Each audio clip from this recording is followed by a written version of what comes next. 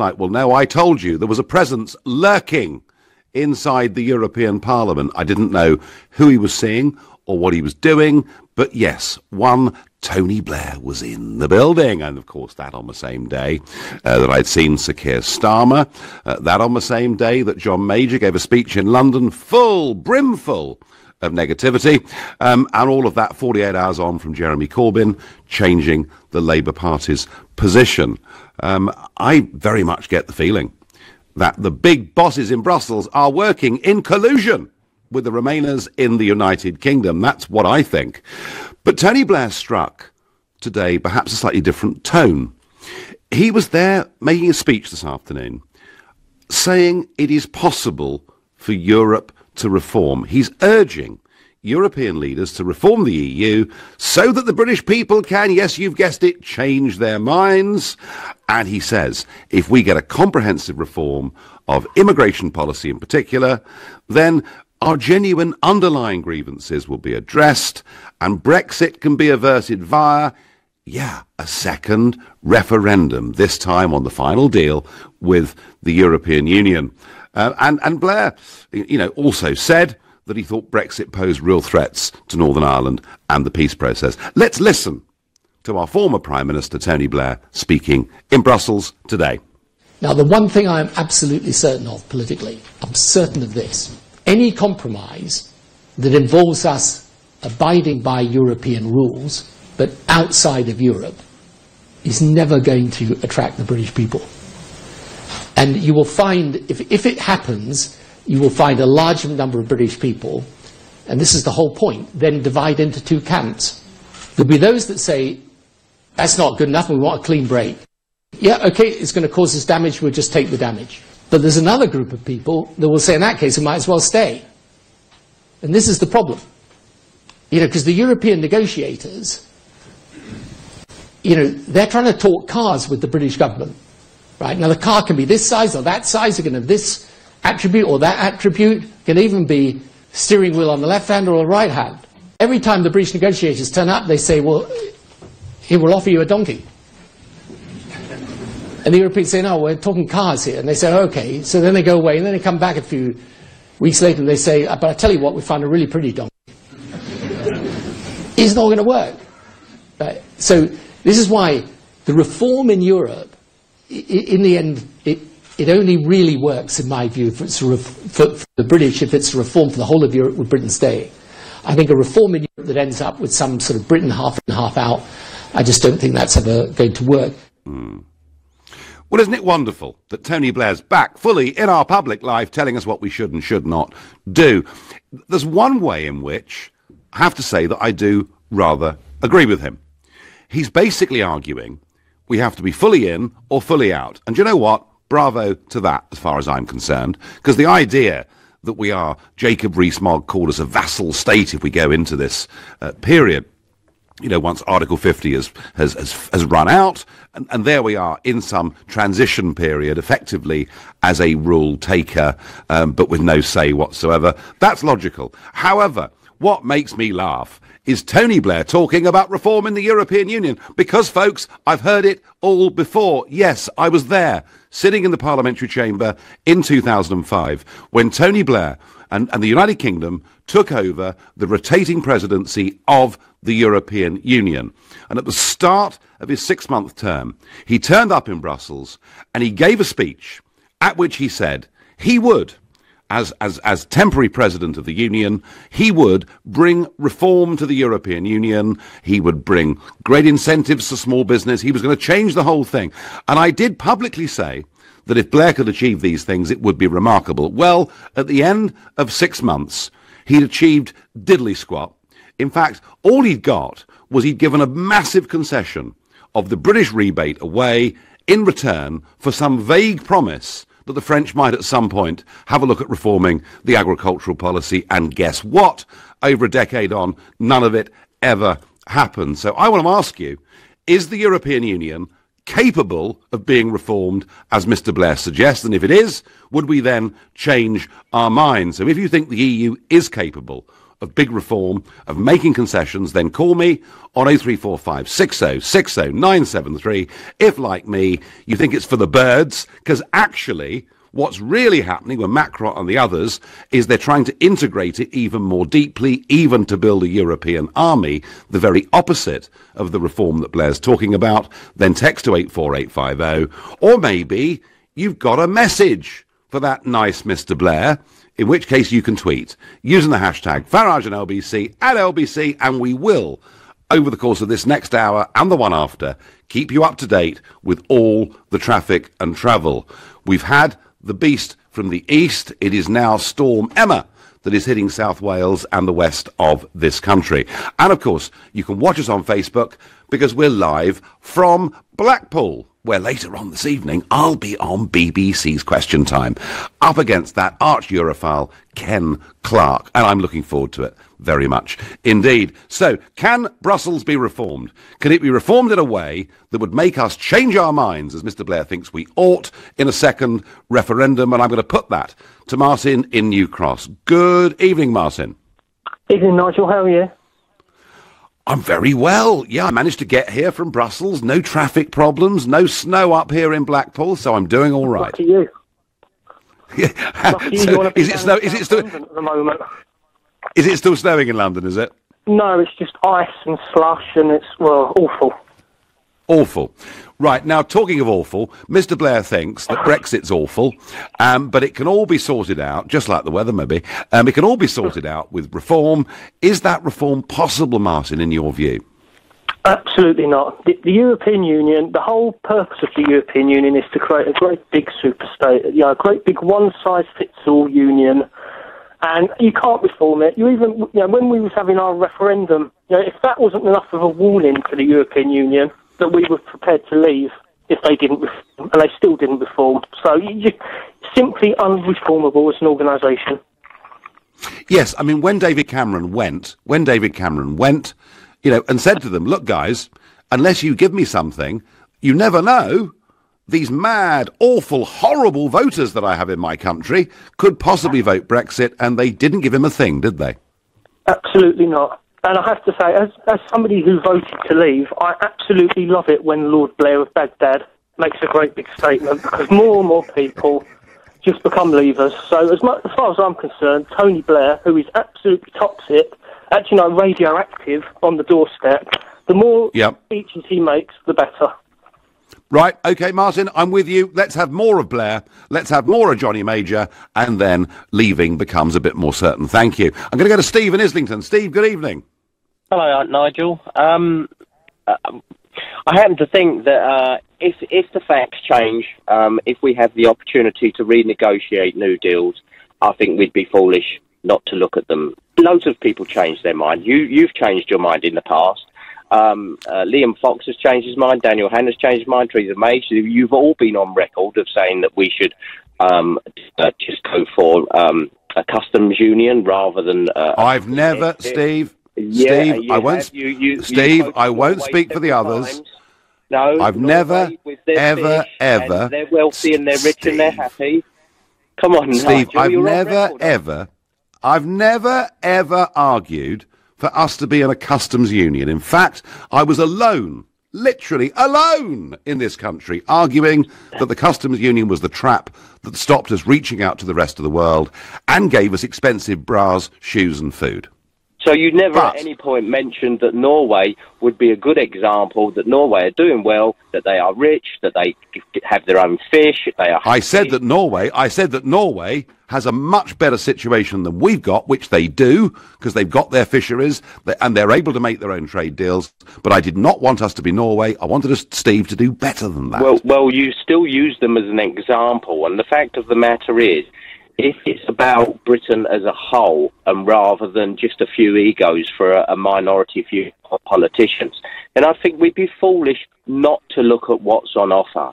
I don't think we should just rule everything out. All right, Steve, I take the premise, but actually, let me tell you, I was there with Franz Timmermans yesterday. I see Mr. Juncker regularly. I spoke and met with their chief negotiator, Barnier, just a few weeks ago, and their plan is to integrate the European Union even more deeply. So I put it to you, Steve, and you know, if they did come with a series of reforms, people may change their minds, or some may change their minds. But Steve, my point is, it ain't going to happen. Integrated world now. This is what you are putting all the when you're talking about leaving and doing trade with the world, you're talking about an integrated world. Of course, we're all becoming more integrated. Are they going to give us back powers, Steve? Well, when you talk about what powers have we not been able to have? Can you tell me what we laws can't we've catch not up? been able to We use? We can't even catch our own fish. We can't negotiate our own trade deals. That's 1% of our GDP, and depending on. Oh, right. Stuff the fishermen then, yeah. Sorry? Stuff the fishermen then, yeah? Well, it's not stop the fishermen, but it's a very small portion of our GDP to compare to the rest of the economy. All right, fine. Steve, you know, fine. I understand the point, but I don't believe any reform is going to happen. In a moment, we're going to speak to Nick Ferrari because he's live at the Global Awards. He's out enjoying himself this evening. But for now, you're listening to the Nigel Farage Show, exclusive in LBC, live from Blackpool. It's 6:17. We're going to get the news headlines from Thomas Watts. As heavy snow continues in southwest England and Wales, a 7-year-old girl has died in a car crash in Cornwall. A red weather alert is in place for the region, warning of blizzards and gales. Much of the UK is still being affected with closures of airports and police still trying to clear abandoned vehicles left on major routes overnight. This is LBC. LBC Travel, looking first at the M1 in Bedfordshire. One lane is still closed both ways at junction 11 for Dunstable because of an accident involving a lorry. There are delays on both approaches. The A41 in Hertfordshire is closed northbound between the turn-off at Hemel Hempstead and the turn-off at Berkhamsted because of the poor driving conditions. There are queues building up. And the M25 has a lane shut clockwise just after junction 25 at Enfield because of an accident involving a lorry and a car. There's heavy traffic on the approach. The South Circular Road is now open westbound through Dulwich after an earlier investigation. On the trains, there's a severely reduced timetable running across Greater Anglia and South Eastern lines this evening. Greater Anglia are actually asking passengers not to travel unless it's absolutely necessary. London North Western have delays of up to an hour from Euston to Birmingham New Street, and there's also a replacement bus running from Watford Junction to St Albans Abbey. LBC Travel, your next update in 15 minutes. I'm Ross Powell. LBC through your workday with Sheila Fogarty from 1 after James O'Brien at 10. Boris Johnson is electing to contradict himself rather than tell the truth because he believes he'll get away with it. And I think he's probably right. I don't think anybody now is going to turn around and say, I believed him in November and I don't believe him now. It's gone so culty now that it doesn't matter what he says. Leading Britain's conversation. This is LBC. Sometimes a good investment can bring great rewards, but not every opportunity is golden. Each year, thousands of people in the UK fall victim to highly sophisticated investment scams. If you're ever given a chance to invest, always start by checking the Financial Conduct Authority's ScamSmart website. The FCA can alert you to any warning signs and give advice to keep you protected. Be a ScamSmart investor. Visit lbc.co.uk to learn more and to win an exclusive technology bundle. Dacia, a car company unlike others. I like that. Europe's fastest selling automotive brand. I like it. The Dacia Sandero, a What Car Award winner 6 straight years. Like that too. And it's yours from just $5,995. Very likeable. Read the glowing reviews at dacia.co.uk from our lovely customers. What's not to like? Seems more and more people are warming to the Dacia way. You'll like it too. At participating dealers only. Virgin Media is where awesome TV and fibre come together. Discover Zombies, Cops and Queens on Sky Channels and Series on Demand. And loads of unmissable action on BT Sport. All through our fast and fabulous V6 box. And it all comes with unlimited ultra-fast Virgin Fibre. The Full House Bundle. Just £55 a month for 12 months and £20 setup fee. Search Virgin Media Bundles. New customers on cabled streets. 12-month minimum term, then standard price. Terms apply. Apparently, there are still some people who say they don't want to apply for an Ocean credit card. That's amazing, because there's a credit limit of up to £1,500. Text so you keep control of your spending, and you can see if you'll be accepted before you apply at checkocean.co.uk without affecting your credit rating. But I know the real reason people say they don't want to apply, because they've already got one. To apply for an Ocean credit card, go to checkocean.co.uk. Intelligent Lending Limited is a credit broker. Capital One is the exclusive lender. Behind every small business, there's a passion, a purpose, A reason to get out of bed. Whether that's to change the world or just to make a bit of dosh, it's why you do what you do. So get Xero behind your business. It's beautiful accounting software that helps you get paid faster and gives you more time to do what you do best. Join over 1 million subscribers. Try Xero free for 30 days at Xero.com. That's Xero.com.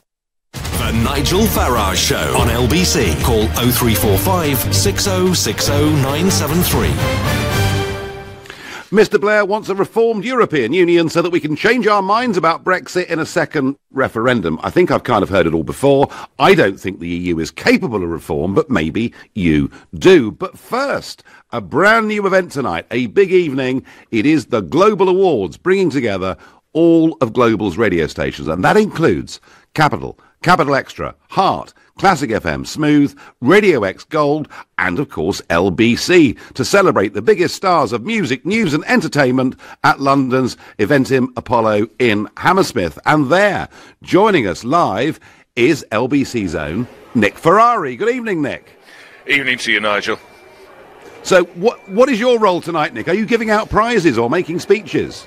No, I tell you what, Nigel, you might have been with the President the other night. Well, at least I'm with a Spice Girl tonight. I am here with some of the with some of the other LBC. I'm sat between the Fire Commissioner and the Assistant Commissioner who runs the counter-terror brief. So it's quite a heavy table. We could do with someone like you to lighten the mood. And watching the awards go through.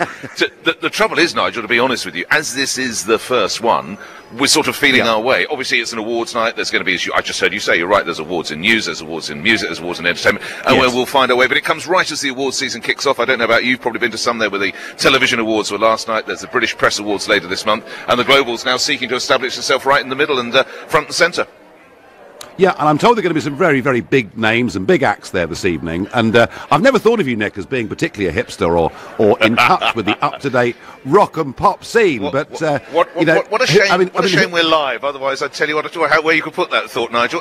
Yes, we're going to have Andrea Bocelli and Kasabian, and I know you've got all their early work, Nigel, and you play it regularly when you drive to Brussels. And Nick, but there are seriously some big names there tonight, aren't there? I mean, pop, contemporary.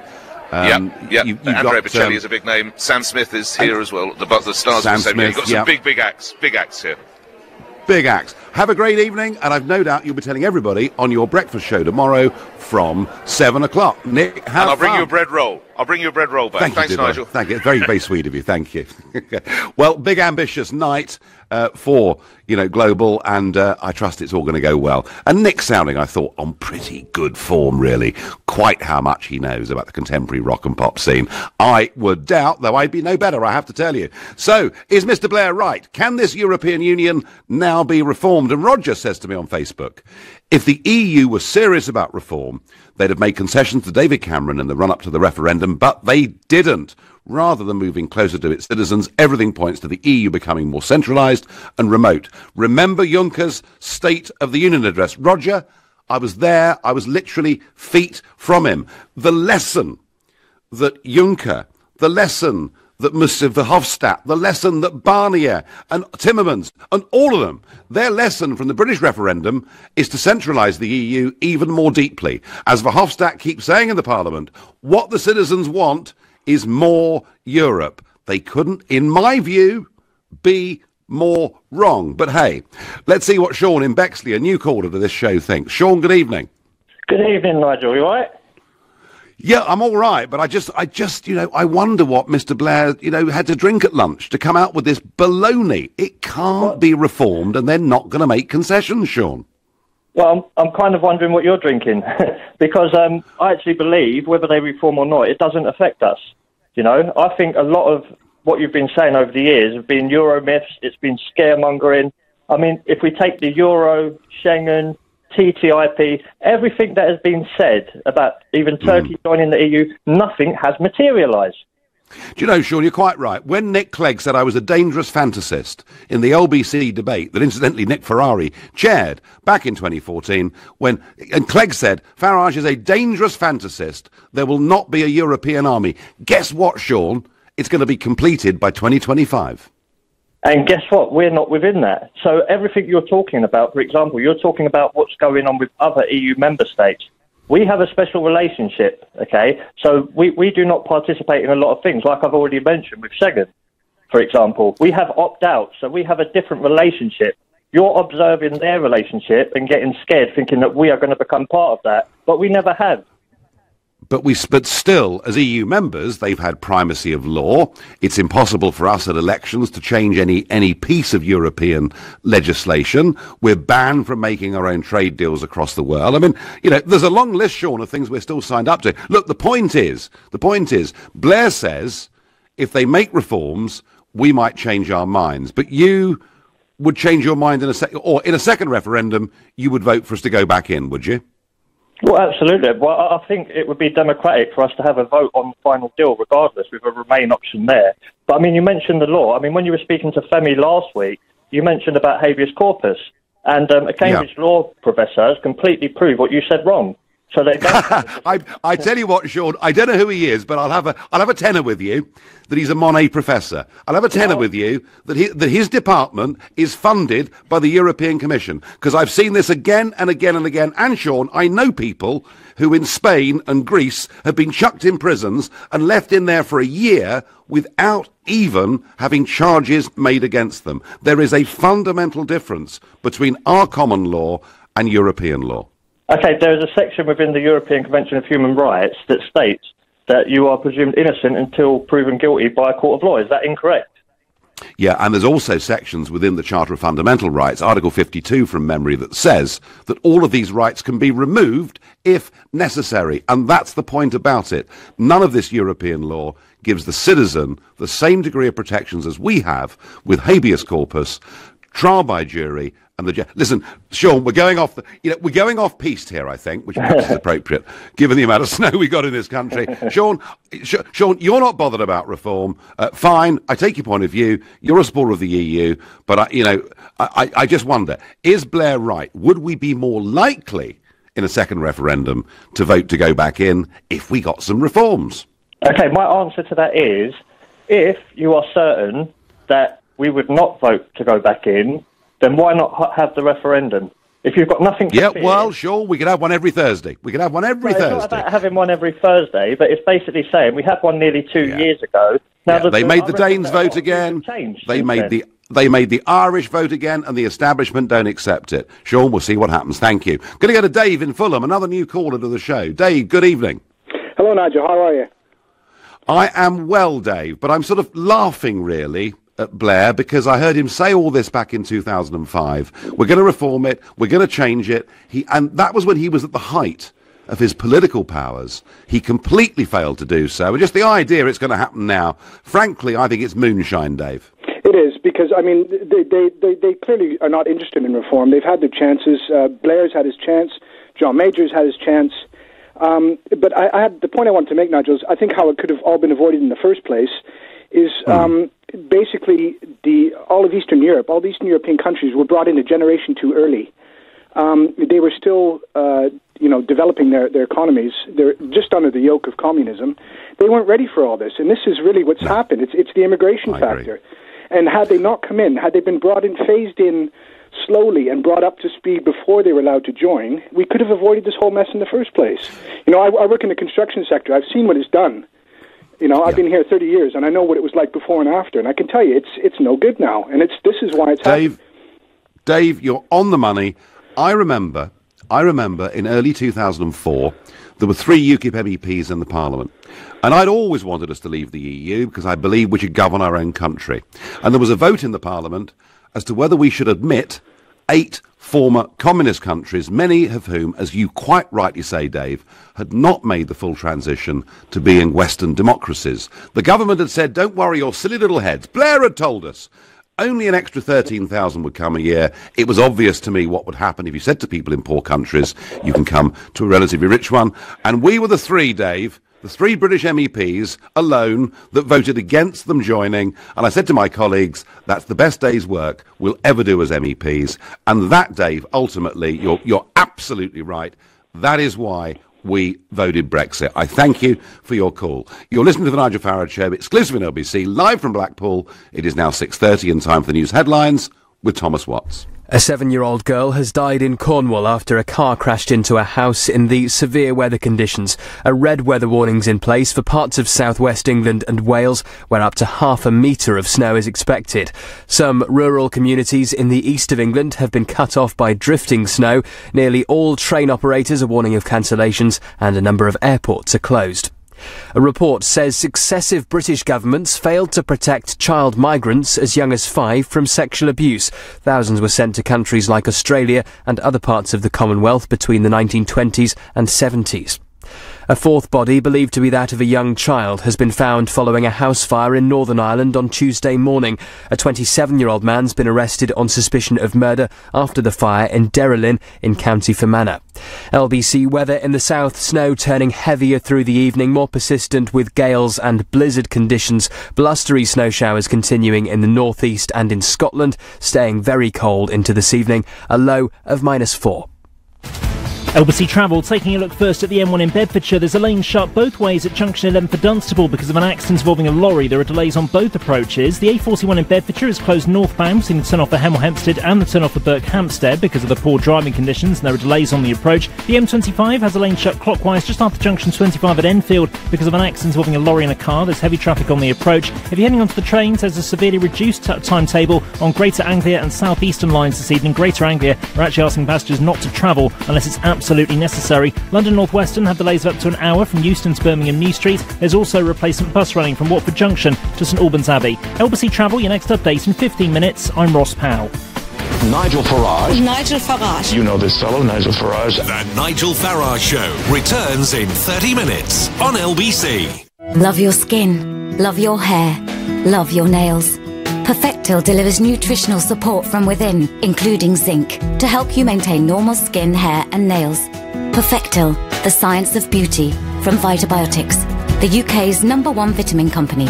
From Boots, pharmacies and Vitabiotics.com. PlusNet people can't help but help. Take Dave here. He's a cheery chap. He's helping Mrs H switch to a super-fast fibre package. You're very welcome, Mrs Henderson. Maggie, she's setting up someone online with a SIM-only mobile plan. And Chris... I find drying my hair upside down adds extra volume.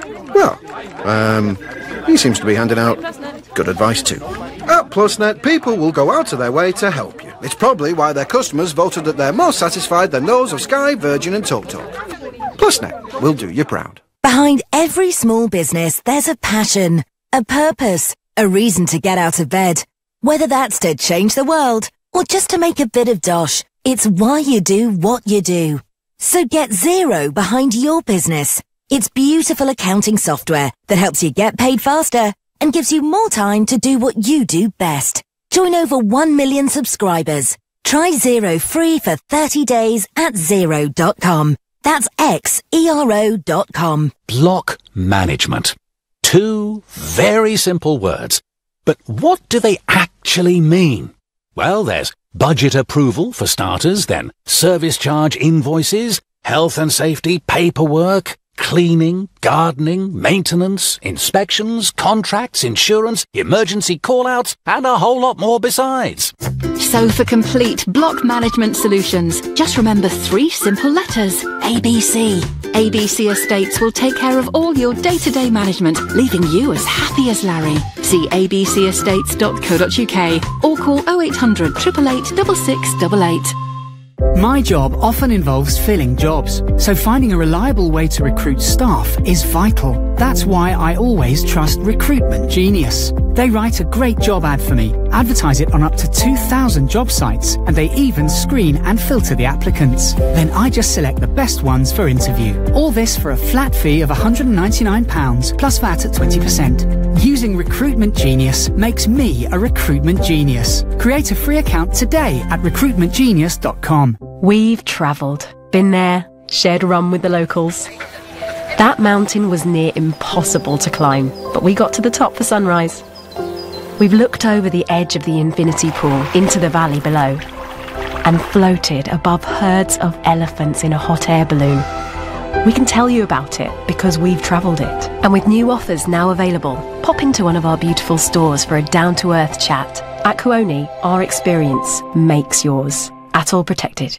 leading Britain's conversation. The Nigel Farage Show. Tweet at LBC using the hashtag #FarageOnLBC.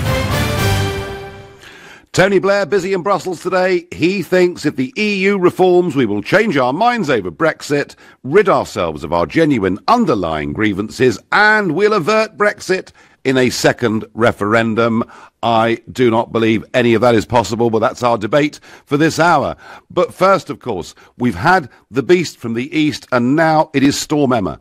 Coming in from the south, warm air meeting cold air, and apparently a red warning has now been issued for Wales and parts of the southwest of England. If any of you are confused about what these red and amber warnings mean, just go to lbc.co.uk. The definitions are there. But red basically means a risk to life and to property. Joining me now is Mike Hughes, LBC's Cardiff correspondent. Good evening, Mike. Hello, Nigel. Very good evening. Yeah, you're absolutely right when you say, there is a danger to life. Those red warnings issued by the Met Office, they aren't taken very lightly. They aren't issued lightly at all. And this is the first time in quite some time now here in Wales that one of those weather warnings have been issued. And the fact of the matter is the situation here is getting steadily worse as the hours go on. We're probably about the height of that warning now. It's nothing short of blizzard conditions, if I'm honest. Strong winds, lots of snow. I've managed to hunker around a corner somewhere, but there is literally a wall of snow going past my face. Now, this red warning that's been issued by the Met Office will remain in place until around 2 a.m. Tomorrow morning, and temperatures plummeting here. The mercury's down to around about -3 as it stands, but with that wind chill, it really does feel like -10 at the moment. Isn't there a danger, Mike, if we issue red warnings, that we finish up in a situation of cry wolf, that we do this and people start to think, hey, hang on, the Met Office, etc., are being somewhat over the top? I would take that slightly cautiously, if I'm honest. As I mentioned right at the beginning, the Met Office don't really issue these warnings very lightly. As we've seen, the first one in many years was issued to Scotland overnight. The one here in Wales really did catch people off guard. It was around about 8:30 this morning when it was issued. So clearly, forecasters have been assessing the situation, tracking Storm Emma as she makes her way up from the south, and yes, very much this morning it was, well, we need to issue this warning because not only the winds, but the temperatures as well, Nigel. As I mentioned, it's absolutely freezing. There is serious concern for the likes of the homeless community in urbanised areas, certainly in Cardiff. Absolutely, people have really kind of heeded the warnings. I would say the roads are very quiet. Emergency services will certainly be pleased with that. No, okay. And of course, this on the day when traditionally people in Wales wear their daffodils, don't they? Because today is St David's Day. Absolutely, yes. It's normally a sea of yellow here. Absolutely. Well, Mike, do your best to wish those people you do meet a very happy St David's Day from all of us, and thank you for the up-to-date and the briefing. And I think, the picture that Mike Hughes is giving us there from Cardiff is being repeated across the southwest. Similar situations in parts of Devon, Cornwall, huge problems coming out of Paddington Station. In fact, I think with the wind, it was actually snowing inside Paddington Station at some point this afternoon. So big impacts on train services. Let's go now to business. I'm joined now by Henrietta Grimston from Seven Investment. Good evening, Henrietta. Good evening. You've got some company news for us, I understand. Carpet Right to start with, yes. So we've had a profit warning today from Carpet Right. They're expecting their full year results to come in actually with a pre-tax loss. Now, bearing in mind we're only on the 1st of March, this is the second profit warning that they have issued this year. Now, back in January, they had a revision of their profits for the year. They were expecting originally 14 million, so quite a healthy figure. And then they came out in January and said, oh, no, we think this is possibly going to be in the region of 2 to 4 million. And of course, now we're talking about a loss. Their shares have taken quite a big hit on the back of that news today, down at 23%, but actually over the last year they're down at 73%. Now, the company are blaming weak consumer confidence having a big impact on their sales, but they're also saying that with less people moving house, of course, that's having an impact on big ticket items. They of course sell carpets, hence the name of the company, but they do sell furniture as well. And we did see at the back end of last year other furniture retailers getting into difficulties. We saw some going into administration. So it's a similar picture that we've actually seen from other companies operating in this sector. Now, they are in talks with their banks and other creditors to make sure that they don't get into difficulties on the loans that they have in place. They obviously don't want to breach any of their covenants, and they will be looking at other measures that they can put in place to try and sort of trim some of the fat around the edges on the business. That could include closing some of their stores. So we'll see what the company actually comes out with over the next few weeks and months. Is this yet another story, Henrietta, of the high street in very serious decline? Well, I mean, I think there is a question mark about whether businesses have future-proofed themselves. So we have definitely seen some businesses do better than others in terms of getting to grip with the online revolution. That's been particularly poignant with, I think, clothing retailers. We've seen some get it very right, some get it very wrong. I think with the big-ticket retailers like the furniture stores and, of course, sort of carpets and those sort of things, they're in a difficult position at the moment, more because of the fact that UK householders are in a sort of a squeeze situation at the moment when it comes to incomes, and we're just not going to spend our money on these big expensive items at the moment. So I think they're in a difficult situation because of what's going on, more from an income perspective. Yeah, try and give us some good news, Henrietta. Well, let's go to the car insurance, or the insurance sector as a whole. So Hastings Insurance, they've had a very strong year, actually. So 39% increase in operating profits there to 184 million, 21% increase in net revenue, and also an improvement in their loss ratio. So that looks at the amount of money that they pay out compared on the amount they receive in premiums versus the claims. Now, of course, that probably does actually mean that we've paid more to them in terms of premiums. So I'm not sure if that was the good news that you're looking for. No. It's a similar picture that we've seen from Admiral and Direct Line, so a sort of a good news story across the insurance sector as a whole. Now, Hastings, of course, operate in a number of different insurance policy sectors, but car insurance has been particularly strong for them in the last year, and these results propel them actually to being the UK's now third largest car insurance provider. They do actually have a new CEO as of today, so you would think he would be starting from a very strong position, but actually all of these companies have said the next 12 months look to be quite challenging. Competition in the sector remains pretty high, and they're seeing a slowing in premium inflation. But actually, I think that's pretty good news for all of us, because quite frankly, I've seen my insurance premiums increase quite rapidly on my car insurance over the last few years. So if it's going to be a little bit cheaper for the next few years, I think that's a good thing. Be no bad thing. And finally, Henrietta, how did the markets close today? Well, the FTSE closed in the red, down 0.8% at 7176. The pound is actually a little bit weaker against the dollar at 137, and also a bit weaker against the euro at 112.5. Tremendous. Thank you very much indeed. That was Henrietta Grimston from Seven Investment. LBC Business Update. With Sage Business Cloud, helping you manage everything from money to people.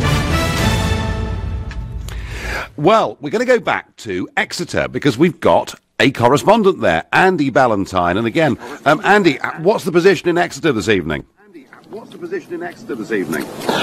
the snow continues to fall here, but tragically in the last hour it's been confirmed that a 7-year-old girl has been killed in Cornwall after a weather-related incident. This is our first for Storm Emma.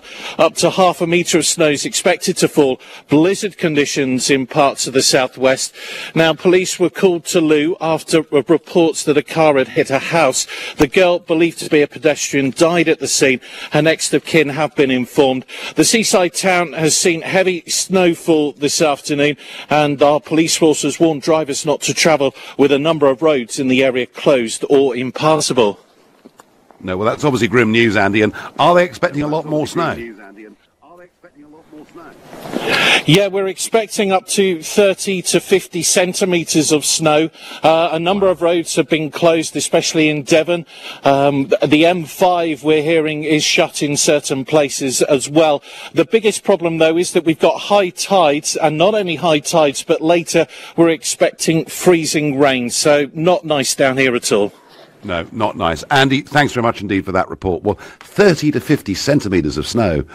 In old money, that's well over a foot, isn't it? That's a lot of snow they're expecting in the southwest, and one tragic accident already. Well, I'm asking you this question about Tony Blair. Is he right? You know, is he right to think that the EU could be reformed and that maybe then we would change our minds? And funny enough, the Tony Blair Institute today for Global Change have conducted their own Facebook poll. They asked the question, which option do you want the government to choose? And 120,000 people have responded so far. And 70% have said, this is not scientific, but 70% have said they want to leave whatever the cost, while just 30% say they want to stay and rethink. And the poll is open for another 22 hours. The Tony Blair Institute for Global Change. If you want to take part in that poll, Google it, go to their website. You're listening to The Nigel Farage Show, exclusively on LBC. I'm here in Blackpool, and it's now 6:45. A 7-year-old girl's died after a car crashed into a house in Cornwall in the severe wintry weather. It happened this afternoon in the town of Looe. Blizzard conditions have been reported across southwest England and in South Wales, where up to half a metre of snow is expected as Storm Emma moves in. This is LBC. LBC Travel taking a look first at what's happening on the M1 in Bedfordshire. There's a lane shut both ways at junction 11 for Dunstable because of an accident involving a lorry with delays on both approaches. The A41 in Hertfordshire is still closed northbound between the turn-off for Hemel Hempstead and the turn-off for Berkhamsted because of the poor driving conditions with queues on the approach. On the Crystal Palace Park Road, a tree has fallen down and is blocking the road at the junction with Lowry Park Road. Onto the trains, there's a severely reduced timetable running across Greater Anglia and South Eastern lines this evening. Greater Anglia are actually asking passengers not to travel unless it's absolutely necessary. And London North Western have delays of up to an hour from Euston to Birmingham New Street. There's also a replacement bus running from Watford Junction to St Albans Abbey. LBC Travel, your next update in 15 minutes. I'm Ross Powell. This is LBC. Anyone can be caught out by a highly sophisticated investment or pension scam. So here's Mark Stewart from the Financial Conduct Authority with some advice on what to look out for. They will always sound plausible, and their first object when they're talking to you is to try and win your trust. And there's no better way to win someone's trust than to make someone feel as though they're talking to an absolute expert, someone who knows what they're talking about. Of course, all of that is designed to obscure the reality that they are, in fact, fraudsters. Before investing, always check the warning list from the Financial Conduct Authority. Be a Scam Smart investor. Visit fca.org.uk/scamsmart.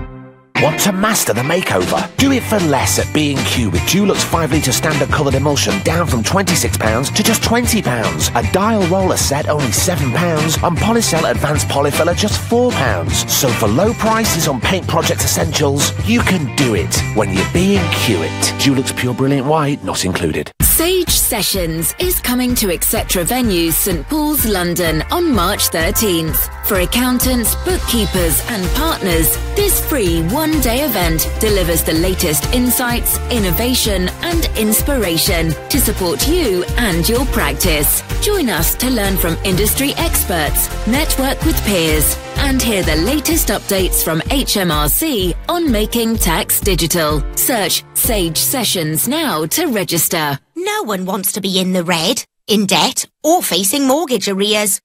The only red should be what's in your glass, toasting a fresh new start. Thanks to Property Rescue, you can. They could buy your home for cash and pay your legal fees. You could even exchange within 48 hours and have money in the bank if you opt for their cash advance. Get that just sold feeling with Property Rescue. Fast forward to cash in the bank at propertyrescue.co.uk. Cara, joining video conference. Hi, Cara. Oh, I love the new hairstyle. Oh, do you like it? I wasn't sure about it at first. Now, tell me, do we have 50 of this dress? App says yes, but I'll double check. Yep, I'll send you some pics. Fab. Want to do more in less time? Unified Communications joins up your landlines, mobiles, desktops, laptops and tablets to improve productivity. The future is exciting. Ready? Search Vodafone Business. Terms and conditions apply. Relocating your company's office is likely to be one of the most expensive events in the history of your business. The consequences of getting it wrong simply don't bear thinking about. Speak to Maris Interiors, who've been designing, fitting out and transforming workplaces for over 3 decades. Book your free consultation, attend a free seminar, or get a free guidebook. Go to officerelocation.co.uk. Maris. Workplace design experts. The Nigel Farage Show on LBC. Blair thinks the EU's reformable, and once it is, we'll have a second referendum and we'll all change our minds. Andy says on Twitter, instead of warning about the beast from the east, surely, Nigel, it should be beware the Blair or the danger of Major. Very good, Andy. Let's go to Mark in Southport, just down the road from where I am here in Blackpool. He's a new caller to the show. Good evening, Mark. Good evening, Nigel. I'd just like to say, Nigel, I've had to lie to your people to get on the show and speak to you. I fully support and I thank you for everything you're doing for us Brexiteers.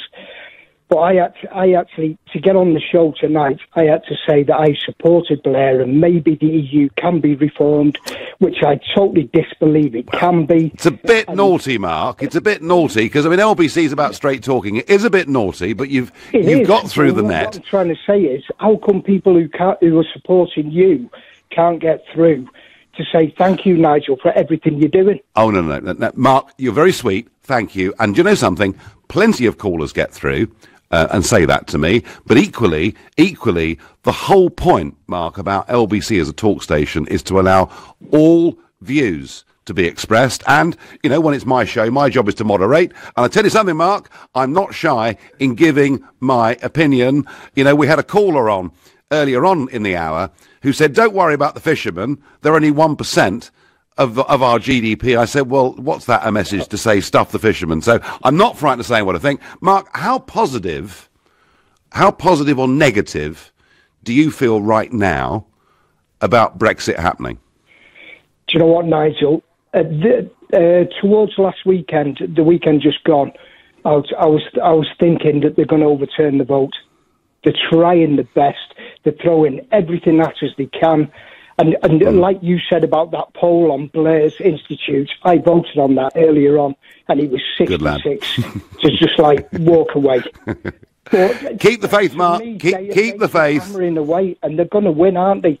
That's the way I'm seeing it. But I'm feeling a bit more positive now as the week's gone on. You know, don't underestimate the will of ordinary people. And I have to say, Mark, also, I'm not so sure that Tony Blair and John Major actually carry that much weight with the public anymore. Mark, I thank you. Even if you are naughty, I thank you for your call. Thank you. Let's go to Connor, who's calling from Nunhead. Connor, good evening. Hey, how you doing? I'm doing well. So, is Blair right? Can it be reformed, despite all the evidence that would perhaps suggest the opposite? Well, when the vote happened, I voted to remain, and that was my main thought process behind it, because I wasn't happy with everything the EU was doing, but I was like, you could reform it from the inside. But then, obviously, if you have a referendum, that's supposed to lead to direct action. Like, you can't do something and then not, because if you just go against it, like, we're in a really bad position. We're in a really bad position. Like, I think the government's going to fall apart very quickly, because now Labour can say that they're going to back a customs union, and if unless what Theresa May says tomorrow is really good, I don't know what's going to happen. So. Yeah, we're in a big mess. It should have been done on an election, I think.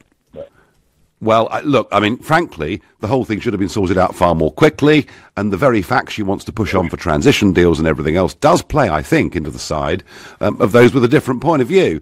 Connor, I mean, you know, you talk about Labour, but Labour have a problem here too, you know, because there's over 4 million people who voted Brexit and then voted for Corbyn. They're not going to be very happy at the direction he's taking them in, are they? Well, that's why it makes it so confusing. Because now, if they have to go for election again, what are they going to say? Because they can't say what they said in their pamphlets last time. Because now that's not true. Now that's not the case. So the last year, it is very confusing. It's been a waste. Like, it's just been it is. Wasting. It's very, very confusing. It's very confusing, and the point about the referendum was it was supposed to be a good, simple message. Please get us out. They haven't done it. Connor, it's a mess. I think you're right in saying that. LBC's political editor, Theo Usherwood, is going to join us to talk about the Garden Bridge, because Boris has been back to City Hall today. Theo, good evening. Very good evening to you, Nigel. Yes, Boris did a star turn in front of the Oversight Committee today at the London Assembly, Nigel, and the reason was that there is an investigation into a so-called missing £40 million of public money which has been lost. Another £10 million has been accounted for that's been spent on the Garden Bridge, but actually the Garden Bridge never materialised and now has vanished into thin air. Boris Johnson, of course, has been accused of signing off on the money early, of promoting the Garden Bridge against the interests of the taxpayer. And today he was summoned before Assembly members to give his side, his version of events. It would have been a great thing for London. It would absolutely true that it's a bitter disappointment to me now that it is no longer proceeding.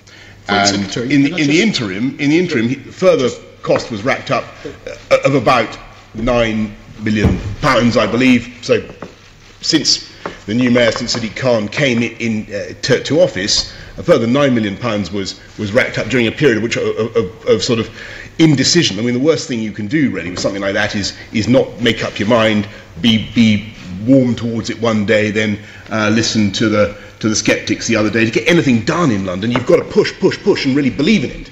If you ask me now to say who should the mayor be accountable for that expenditure? Yes, the mayor certainly should be accountable for that expenditure. Had I gone on, were I still mayor of London, I would certainly have continued with that project, and that would not have been money down the drain. Alas, for now it is, until such time, of course, as someone comes to the rescue of the project and revives it. That's Boris Johnson there, wow. Nigel, laying the blame firmly at the door of Sadiq Khan, because, of course, Sadiq Khan asked Dame Margaret Hodge to hold a review into the management of the project and asked her to decide whether she thought the Garden Bridge should continue. She decided no, and then Sadiq Khan decided not to provide the guarantee that was necessary for the Garden Bridge to continue, and so the whole project had to be wound up last summer. And therefore it's all over.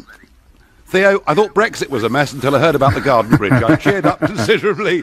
Thank you very much indeed. That's quite right. That was Theo Usherman, LBC's political editor. I'm going to try and squeeze a couple more calls in on Tony Blair. Dominic is a brand new caller from Colchester. Good evening, Dominic. Yeah, I'm going to hopefully give you an argument that will persuade you that a second referendum is a good idea. So we've already had a referendum about whether to leave or not, so I don't think we should rehash that.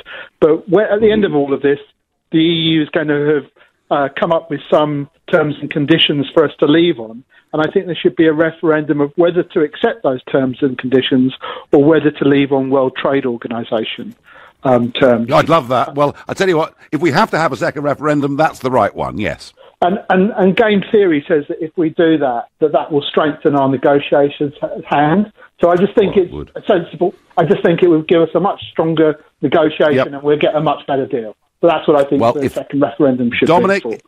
If we have to have a second referendum, and if Parliament accepted it on those terms, it would be great. Thank you. I'm going to go to Walter in Blackpool. Walter, you've got 30 seconds. We're at the end of the show. Welcome. Welcome, Nigel. Yeah. All I wanted to say was that the EU has shown itself to be flexible in the past with exemptions such as Schengen, from the euro, etc. But as part of this variable geometry, what about the kind of customs union arrangement that Turkey has with the European Union? After all, it excludes agriculture, services, and public procurement. Yeah, there are lots and lots of different options, Walter, but Turkey can't negotiate her own trade deals without doing it with the European Union. Walter, gotta go. I'm here in Blackpool, but in the next hour, we're going to talk about the fact that for months now, the European Union has been demanding that Theresa May spells out exactly the kind of relationship Britain wants with the bloc. Tomorrow, she will finally, I hope, deliver a speech following on from Lancaster House and Florence. She's going to tell us the government's approach to these negotiations. Please tell me, what do you want to hear from Mrs. May? And if you want to hear her getting tough, call me on 0345 6060 973. Maybe you think we'll get the same old stuff we've heard before, in which case text to 84850, and you can tweet using the hashtag Farage and LBC at LBC, anything you like as long as it's clean, and you can continue to watch us on Facebook Live here from Blackpool.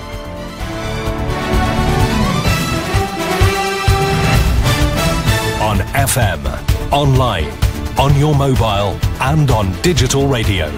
Leading Britain's conversation. This is LBC. From Global's newsroom at 7 o'clock, an extreme red weather warning is in place with up to 50 centimetres of snow forecast in parts of Wales and southwest England. A 7-year-old girl has died after a car crashed into a house in the town of Lewes in Cornwall in the severe conditions. LBC's Mike Hughes reports from Cardiff. The situation is getting steadily worse here, hour by hour. Snow is falling much heavier than earlier, and with the winds howling, it's leading to blizzard conditions. The roads around Cardiff city centre are eerily quiet tonight, but that will please emergency services, who've been pleading with people to only travel if it's absolutely necessary. Tonight, the message from local government and the police is to remain inside, stay safe and stay warm. Mike Hughes, LBC, Cardiff. Some areas in the UK are experiencing their 4th day of snow showers, with strong winds forcing the accumulations into drift. Some rural areas are cut off in east and northeast England, and people in central Scotland are still being told not to travel. Wing Commander Jim Errington's been coordinating the military response from RAF Wittering near Peterborough. Even our professional drivers with their 4x4s are finding themselves stuck on the road network. Every day it's becoming worse and worse out there with the ice. Nearly all train operators are warning of cancellations, and several airports are closed. Dublin Airport says it's not likely to reopen until Saturday. The government's telling families to carry on cooking, despite the National Grid issuing a warning gas supplies could run empty during the cold snap.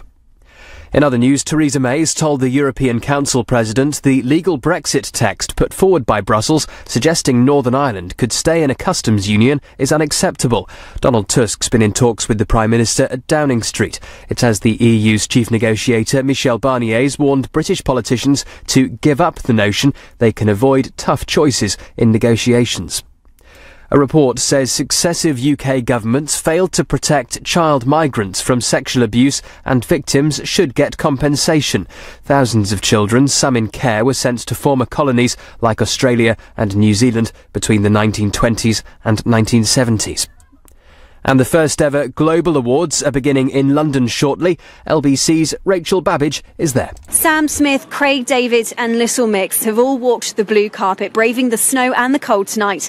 There's just half an hour until the awards, with Sam performing. He's going to be joined by Andrea Bocelli, whose vast troupe of musicians I bumped into backstage following their sound check earlier this afternoon. The champagne is on ice, plenty of that today. The rehearsals are done and the stage is set for the first ever Global Awards. The LBC Markets report: the FTSE 100's closed down 56 at 71.75. The pound buys $1.37 and €1.12. LBC weather in the south: that snow turning heavier and more persistent through this evening, with gales and blizzard conditions. Blustery snow showers continuing in the northeast of England and in parts of central Scotland. Staying very cold everywhere, a low of -4. From Global's newsroom for LBC, I'm Thomas Watts.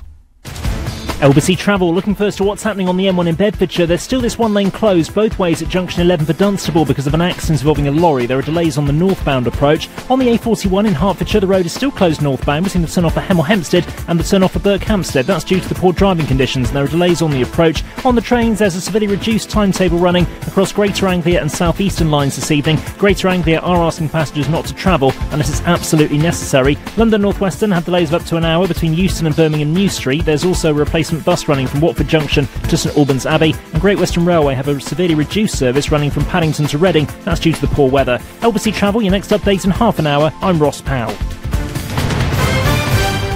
This is LBC from Global, leading Britain's conversation. The Nigel Farage Show. Mr.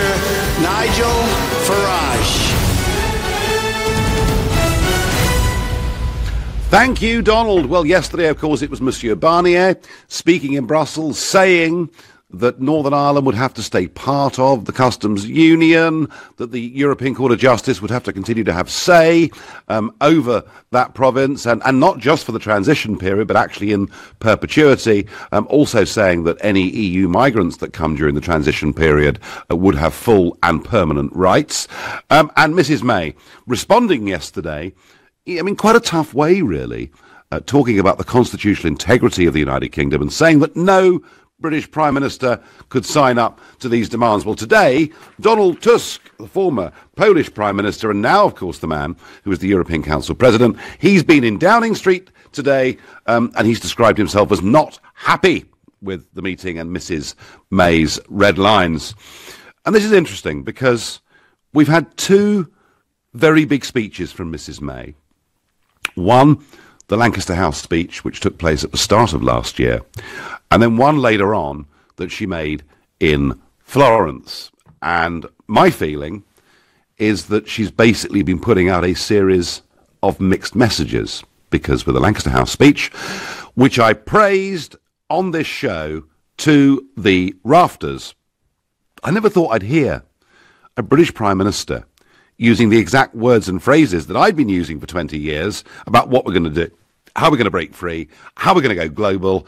I thought it was terrific. And then a few months later in Florence, she basically said, we are leaving the European Union, but we think it's a really great thing, and we're going to opt back in to virtually all the parts of it, including justice and home affairs, science and technology, etc. And I think there have been some very mixed messages. We've seen some incredibly tough negotiating from the European Commission side, from Monsieur Barnier. You know, my feeling, I mean, why on earth you have to pay to leave a club is quite beyond me, when I'd have thought they probably owe us a few quid. But, you know, seemed to me that they were treating us almost like a hostage, saying, you know, we've got to pay a ransom, threatening us with future trade unless we meet their terms. I think she made a lot of concessions in that December deal before Christmas. I think many of those chickens came home to roost yesterday with what Monsieur Barnier said. But given where we are, she is going to make her third big public speech on Brexit tomorrow.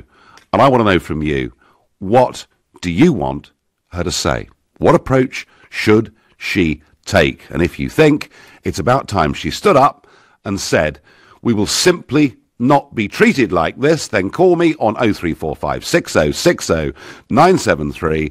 Or maybe you think she's got no option because she simply hasn't got the numbers in Parliament. She's basically going to have to meet at least most of their demands. Then you can text to 84850, and any clear messages that you've got for our Prime Minister tomorrow, you can tweet using the hashtag Farage and LBC at LBC, and we will, once again in this hour, keep you up to date with the weather news. It is a big event in this country. I think it's perhaps been slightly over-exaggerated by the media, but it is a major event, and we'll give you updated news, particularly what's happening in South Wales and the West Country, where Storm Emma is potentially going to dump over a foot of snow on many of those places. And of course, you can watch us on Facebook. I'm live here from Blackpool, where I'll be doing Question Time later against Ken Clark. And we couldn't have two more diametrically opposed opinions. But have to say, as a person, I've always really rather liked him, because he's stuck to his guns, he's consistent, and I have to say I rather prefer politicians like that than those that blow around in the breeze. Peter in Birmingham is a new caller to this show. What's Mrs May got to do tomorrow, Peter, to satisfy you? Well, basically, she's got to turn around to them and say, look, behave or we walk, and we walk on WTO rules.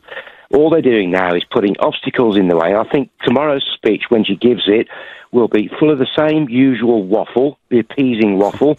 And I think it's now time to get tough with them and say, look, behave or we go. Simple. You don't get any money. We go to WTO rules, and you will be the losers. We might suffer a bit, but you will be the losers. Do you think that she gives them... Does she give them, Peter, a month? Does she give them 3 months? Or does she say it's right here, right now? I'd say give them 28 days to come to the negotiating table with something sensible and concrete, or we go. Yep. Okay. No, I understand. Forwards. Would there be... Do you think... I mean, one thing Barnier did say yesterday, And one thing that Tusk repeated today, particularly on Northern Ireland, is if the Brits have got a better proposal, they should put it on the table. Do you think before we walk, and I do understand absolutely what you're saying, before we walk, do you think it's about time the British government actually put something down on the table and said clearly, categorically, unequivocally, this is what we want? Yes, there is. And I think there is a case for that. They could declare that the island of Ireland as sort of like, you know, that these things exist in Europe and all over the world where they're called free ports, where where the customs arrangements are, either don't exist or whilst goods are in transit, they're not subject to any tariffs or anything like that. They could sort out an arrangement like that and also have electronic customs declaration. I mean, me and my wife deliver parcels for a courier company, and we get parcels from all over the world, and all that's on them is a simple declaration of what's inside that package. Oh, Peter, I see. The reason I asked you that is I think we should put on the table and quote back at them the European Parliament's own Constitutional Affairs Committee report, which made it perfectly clear that with technology, all of this stuff can be handled very easily. Peter, I'm with you. I think there comes a point where we have to walk, but I do think putting a firm counter down to what Barnier did yesterday is the right approach. I thank you. Irene has completely made her mind up. She says to me on Facebook, let's walk, for goodness sake. Enough is enough. We are being made a laughing stock.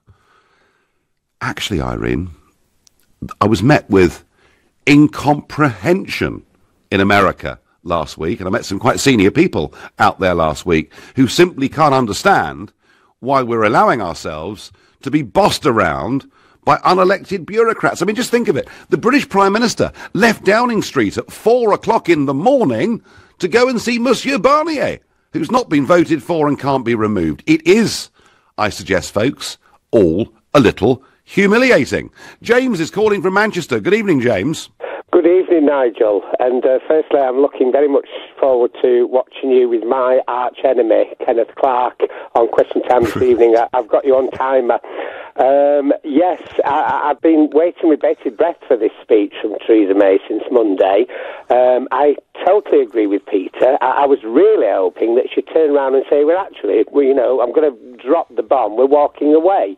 But what I would like to hear from her tomorrow is that, a bit like what Peter said, you've got one of two options. You either accept what we're asking for, and I'll tell you why in a second, and you forget the Northern Ireland issue. I don't mean that in any disrespectful way, but what I mean is to either accept what we're asking, where we've been very reasonable, or we do go out on WTO rules. What I'm finding, Nigel, with this negotiation, I always thought that negotiations were two ways, and all I'm seeing from Theresa May is a lot of giving, but not an awful lot of getting back, and it's turning not from a negotiation, but into a complete surrender to the EU federal state. Wow. Do you know what, James? I called that Christmas deal a great Brexit betrayal. I didn't know at the time how much Corbyn was going to do the same thing. But yeah, I think it is time. It's time, James, for her to get tough and to stop looking weak, isn't it? Well, we've got to stop all that. I mean, I mentioned to somebody the other day. She keeps treating this as a personal relationship. If I go, it's not, Nigel. It's a business relationship. If I go to Argos and buy a TV, I don't want the life story of the person selling me the TV and want them to be friends with me for the rest of my life. I want to go in and buy a TV, and that's the end of it. I don't want anything else from them. She really needs to get an awful lot tougher. And I was absolutely disgusted with John Major's speech, who, for your listeners, probably aren't aware, that lecturing, he called the Brexiteers ultra-Brexiteers, which to me was a definition to the Russian football hooligans. Well, I tell you what, James, it's a nicer word than he used against the Maastricht rebels back in the 1990s. He used the B word about them. James in Manchester, I do not think you are alone with your view. There are a lot of Brexiteers very frustrated by this Prime Minister. I'm going to go to David in Norwich. David, Are you frustrated by Theresa May, or is she doing a fantastic job? Good evening, Nigel. Frustrated isn't the word for it, mate. I personally think, and I know this is a fact, the bulk of the British people are so angry now. We are being put it politely, we're being shafted by the political system. We voted out, and the British people want out, but we're being treated as though we're complete and utter idiots. You know, the political elite are happy. You know, they think they've got rid of UKIP, for instance. Oh, well, because we want to do what we want to do, and, you know, we'll get rid of them. But, you know, people are now beginning to stand up en masse against this, Nigel, and you know that, and it's a fact. We're not going to suffer it. Yeah, I mean, I get the impression, David, that the Brexiteers want something to happen. I also get the impression there's a significant percentage of people who voted Remain who say we've made a decision, for goodness sake, just get on with it. And the one thing Mrs May is not doing, she is not just getting on with it. She is, I think, being pushed around, David, by big businesses who've urged this transition period upon her in the hope, I think, that they think it can become permanent. I think you're absolutely right, and I just think the bulk of the British people, Nigel, aren't going to suffer that. You know, for once in their life, they're going to stand up and say, no, we voted to leave, we believe what we want, and we want it. Don't do that to us. You may be right, David. I thank you. You're listening to the Nigel Farage Show exclusively on LBC, live from Blackpool. The time is now 7:15. Nick Ferrari at breakfast. Tens of thousands of pupils will probably miss out on their first choice of secondary school on National Offer Day. Bernadette John, director of the Good Schools Guide. Parents are given this illusion of choice. Local authorities issue them with a glossy booklet saying, oh, these are all your choices, go and choose which one you want. Well, actually, once you strip out the ones where you can't get in because you're not the right faith or child may not have passed a selective exam, actually you're left with very little choice at all. Nick Ferrari at breakfast, every weekday morning from 7, only on LBC. Apparently, there are still some people who say they don't want to apply for an Ocean credit card. That's amazing, because there's a credit limit of up to £1,500. Text so you keep control of your spending, and you can see if you'll be accepted before you apply at checkocean.co.uk without affecting your credit rating. But I know the real reason people say they don't want to apply, because they've already got one. To apply for an Ocean credit card, go to checkocean.co.uk. Intelligent Lending Limited is a credit broker. Capital One is the exclusive lender. Last year in England, more than 250,000 workplaces took on an apprentice. I'm here with Victoria Walton from Great Annual Savings Group to find out how apprenticeships have benefited their business. Apprenticeships have provided us with an invaluable way to equip our workforce for the future. They bring sparkle, they bring ambition, they bring enthusiasm, which is great for us as a company. If I was ever asked, would I recommend an organisation take on an apprentice? Absolutely, yes. To find out how apprenticeships can work for your business, phone 08000 150 600 for free advice or search Hire an Apprentice. Do you have a pension? Maybe you've got more than one. How do you know if they're in the right pension funds, making as much money as possible for your retirement? Answer is, you probably don't. At The Pension Works, our fully qualified independent financial advisors could add instant value to your retirement fund. Simply text the word YES to 83222 for your free Pension Works health check. That's YES to 83222 today. Your pensions, working harder with The Pension Works. Bing bong! Don't miss the last few days of the winter sale at Oak Furnitureland. Go online now to find a store near you. Hurry, sale must end this Sunday. Your future is here. The Global Academy, a forward-thinking state school for 14 to 19-year-olds interested in a media career. Visit globalacademy.com to find out more. Calling all first-time buyers. Come to Galliard Homes for double stamp duty savings on our brand new apartments from under £150,000. Many available with Help to Buy. Stamp duty was abolished last year for first-time buyers on homes up to £300,000, and we will double your stamp duty saving up to that amount. For example, your saving now on a purchase of £300,000 is £5,000, and we will double that to £10,000. Our market-leading homes are strategically located in and around London, close to stations and the Tube, to ensure you connect to the capital. To buy a new apartment with double stamp duty savings from under £150,000, call 0203 770 6300 or visit galliardhomes.com. That's galliardhomes.com. Galliard, getting you on the ladder. Terms and conditions apply. The Nigel Farage Show on LBC. It's a big day for Mrs May. She's given out some very mixed messages over the course of the last year. She's looked to many of us on the Brexit side to be weak and giving too many concessions. And I think to almost all of us, why are we taking so long? Doesn't she actually believe in what she's doing? I don't know. Jack is going to answer that question for me. He's calling from Whitechapel in East London. He's a brand new caller to the show. Jack, good evening. Good evening, Nigel. Well, I'm not so much a conservative, I'm a Thatcherite, and we need a leader with that kind of determination not to be bullied. And it's really frustrating from the outside looking in. Now, whether you voted for Remain or whether you voted to leave, I think we're all in this now together, and we need the country to get the best deal it can. And I think we're being bullied and I don't like it. And I think most British people who Jack, you sort of mentioned the word bullied. Do you feel we're being sort of humiliated a bit on the world stage? Yeah, I think we are. I think they're trying to, and I think we want to probably maybe take it in a different direction. Say, look, hold on a minute. We are now going to move away. We are now going to go on world trade rules, and I think then what we should say, right, we're going to start our own common market, and if anyone else wants to leave the EU, come and join us. Maybe have some British rules for trading around the world, and you can come and join us and get away from that as well, because we're not the only people that want away from this, I think. No, I think there are lots of other countries.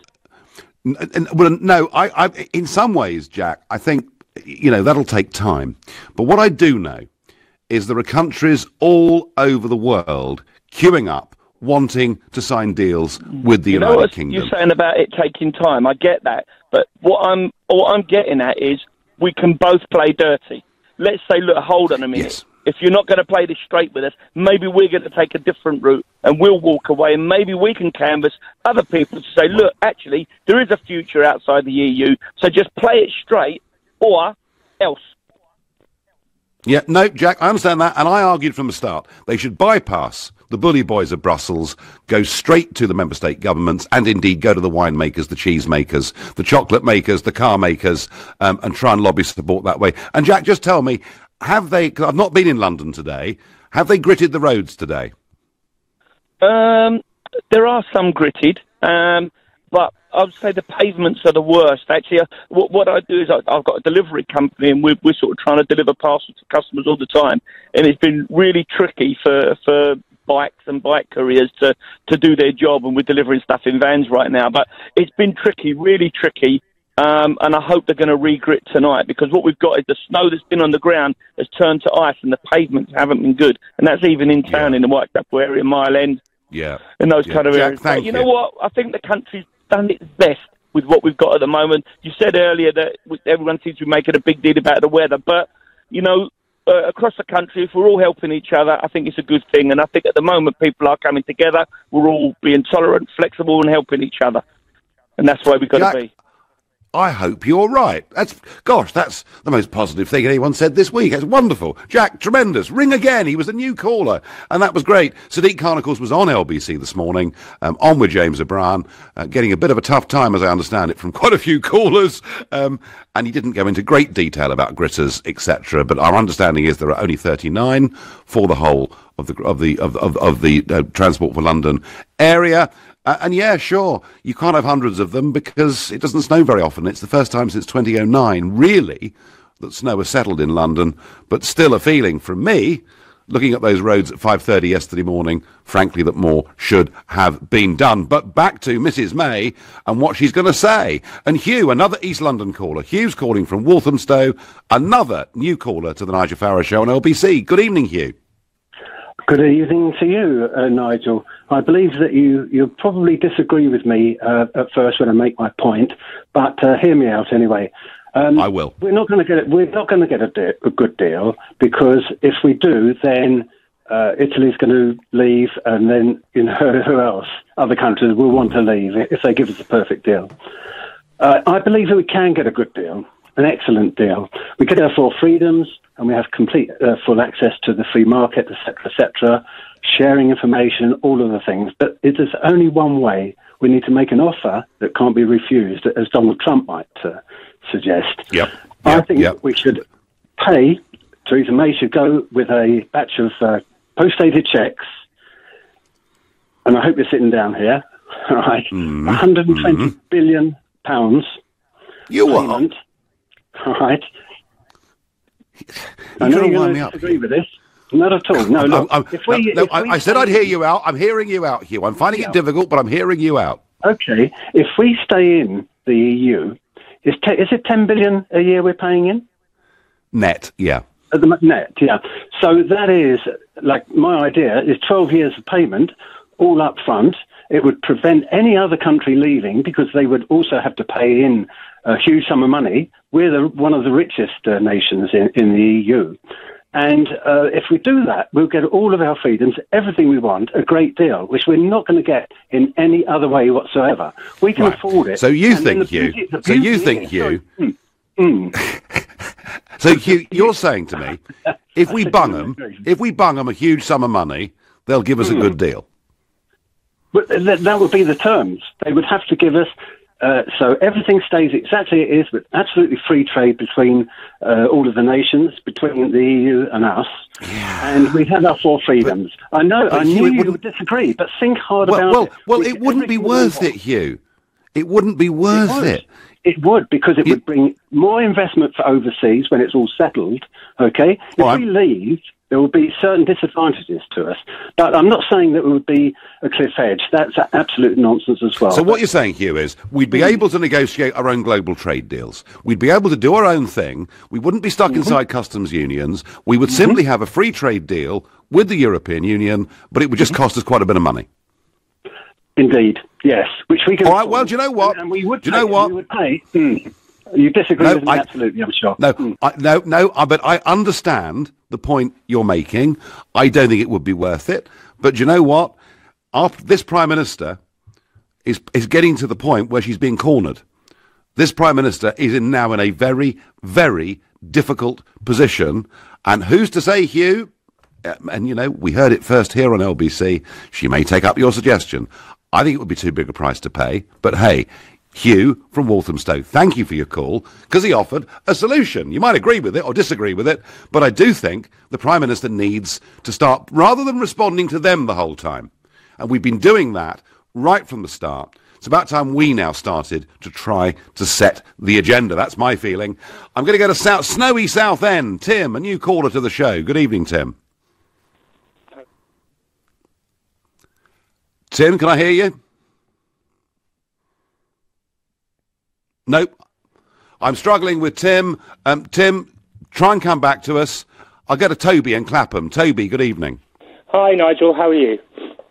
I'm okay. So is Mrs May going to move this forwards tomorrow, or will it be another speech full of platitudes and mixed messages? Oh, no, she's going to move it forward, I think. Now, I might end up eating my words, but... Right. But I do... Well, we all have to do that sometimes, Toby. Yeah, we do. But I genuinely think she's actually been playing it the right way. I know there's been lots of frustration from callers and yourself over her term of office. But sure. I actually think she's played it really well. She's she takes every little bit step by step. She allows all of the sort of arch remainers and the people that are trying to oppose Brexit to eat up all the oxygen for a while she's considering. And then she comes through at the end and does something. She did it just before Christmas to get the end of the first stage. I think she's doing okay. Tomorrow will be a defining point I don't disagree with, but I think she's played it reasonably well so far. But Toby, what she agreed to in December was a total giveaway. It was a surrender to all of the demands that were being made of her. To a point, yes, I agree with you. But there is going to have to be some... We can't... I know that there's a lot of kind of we just shut the doors and walk away attitudes, and I'm a Brexiteer, so... But there is going to have to be some compromise if we're going to get some kind of good deal at the end of it. Okay. Do you think, Toby, she is explaining herself to either the European Commission negotiators or the people of this country in a way that is clear enough? No. Fine. Definitely not. No. Well, do you know what? That actually, above all, is what she could do tomorrow. Yes, to say, this is it. this is it. We are going to put counter proposals down to what we were given the other day, and these are going to be our final offer. If they don't like it, when I said once before that no deal was better than a bad deal, I know you didn't believe me. Well, do you know what? You've got 3 months to sort this out. Now, if she started to talk like that, Toby, we'd all know where we stood, wouldn't we? Don't you think she's already done that slightly this week already? She did it in PMQs when she was referring to the counselling. She said that offer is not acceptable. I mean, I know, and yet, there is Toby, a little bit of that coming through, don't you think? Well, maybe, but I mean, actually, what she said there were the chickens coming home to roost from a December agreement. But Toby, look, what she said this week was better. She's in a corner. She's in a really tough place. Maybe, just maybe, she'll come out tomorrow and absolutely surprise all of us. And Toby, thank you for your call. You're listening to the Nigel Farage Show, exclusively on LBC, live from Blackpool. It is now 7:30, and time for the news with Thomas Watts. A 7-year-old girl's died after a car crashed into a house in Cornwall in the severe wintry weather. It happened this afternoon in the town of Looe. A red weather warning for snow indicating a risk to life has come into place for parts of the southwest and Wales. Up to 0.5 metre of snow is expected. Theresa May told the European Council President the legal Brexit text put forward by Brussels is unacceptable. It suggests Northern Ireland could stay in a customs union with the EU if no other solution is found. LBC weather in the south, the snow turning heavier and more persistent through this evening with gales and blizzard conditions, blustery snow continuing in the northeast and in Scotland, staying very cold everywhere, a low of -4. LBC Travel, major problems continue because of the weather. At the Dartford Tunnel, they've closed the right-hand tunnel again to remove icicles. The M1 is absolutely crawling northbound from Junction 9 at Redbourne towards 11 at Dunstable South. That's where a lane's closed still after that accident. And now there's been a lane closed on the M40 southbound on the approach to Junction 5 at Stokenchurch because of an accident. Still seeing lots of problems across all of the train networks. Great Western Railway reporting delays of around 2 hours to and from Paddington. There's also no service on the Heathrow Connect for the rest of the day. South Western Railway reporting delays of around an hour across their network. Some networks saying please don't travel today or tomorrow. LBC Travel, your next updates in half an hour. I'm Claire Sharp. This is LBC. TDC Smile in a Day offers a permanent solution to the embarrassment and discomfort of dentures or loose and missing teeth. You can't put a price on it. I know that sounds cliched, but I cannot put a price on the transformation in me that was triggered by having my teeth done. Book your free consultation today. Visit smileinaday.co.uk or call TDC Harley Street on 0203 7334 986. The word would be transformative. Dreaming of running your own business?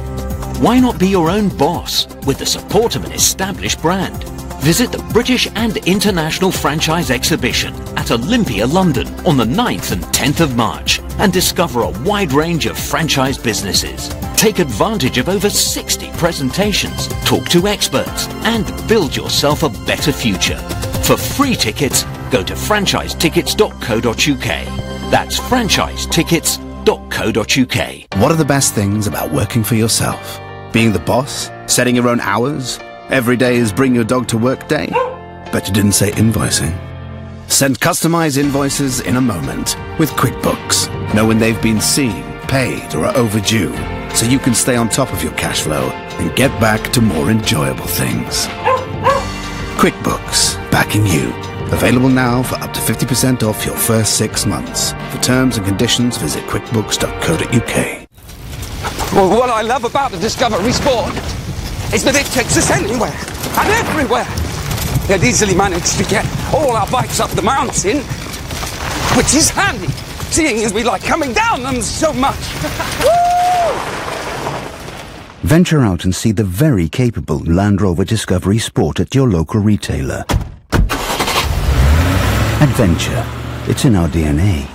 Land Rover. Search Discovery Sport. Attention all pension holders. If you've been advised by a financial professional to move your pension into a SIP, also known as a self-invested personal pension, you could be owed thousands in compensation. Money Redress are the claim specialist you can trust. Text WIN to 80252 right now. From overseas property to storage units, they're the experts who can investigate your claim And it's no payout, no fee. Take control of your pension today. Text WIN to 80252. No matter what you want to achieve in the world of business, LBC is the place for you every Monday from 9 p.m. for the business hour. But I am a massive believer that you can continue to hold on to an idea for years, but unless you actually get out there and start talking to people about it and do something with it, an idea is worth nothing. If somebody else executes, they bring it to market quicker than you do. Join Clive Bull for the business hour every Monday evening from 9 with BT, helping you to work where, when and how you want. This is LBC, the Nigel Farage Show. Call 0345 6060 973. Text 84850. Tweet at LBC using the hashtag Farage on LBC.